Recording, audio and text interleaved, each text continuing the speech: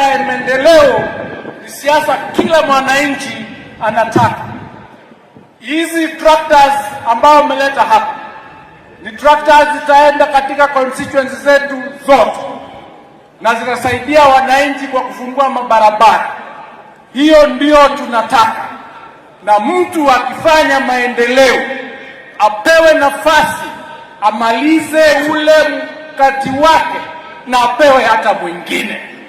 Kwa sababu ya maendeleo, wananchi wa Kisii County, Bwana Simba mtampea tamu yake ya pili ili amalize kazi yake vizuri kuleta maendeleo Kisii.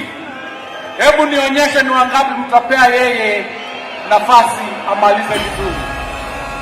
Jambo la pili,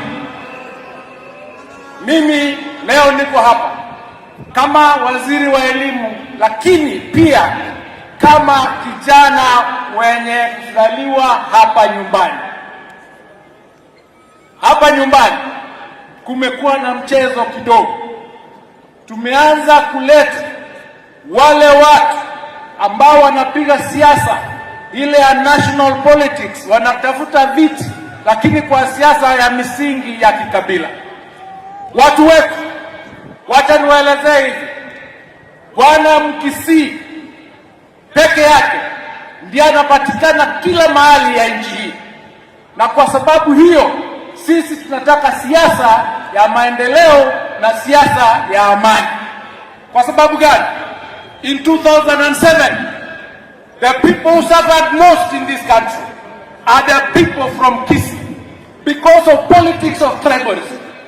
Some of them have not even been able to go back to their lands that they left behind.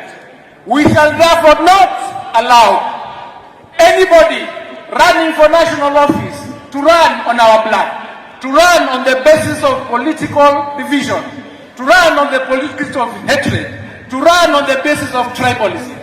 So nataka kuambia yule ambaye anakuja huku mpaka anasema hata watoto wetu wasiende kusomea shule zingine, akome. We will protect you.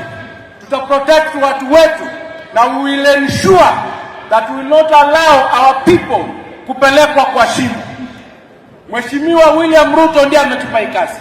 Hata hii pesa imefanyika kazi hapa, ni pesa imetoka kwa serikali kuu ikakuja kwa county. Basari zinatoka kwa serikali kuu, barabara zinatoka kwa serikali kuu, hii stadium inatoka kwa serikali kuu, airstrip inatoka kwa serikali kuu. Alafu natuambia tuachane naye. Wewe ni mjinga sio mjinga? Wewe ni mjinga sio mjinga? Watu wangapi wanasema President William Samoei Ruto tutampea nafasi yake mzuri aendelee kuongoza mpaka amalize tamu yake ya pili 2032? Wangapi? Asanteni sana, Mungu awabariki, tutaendelea kuwa na nyinyi. Thank you very much. Asante.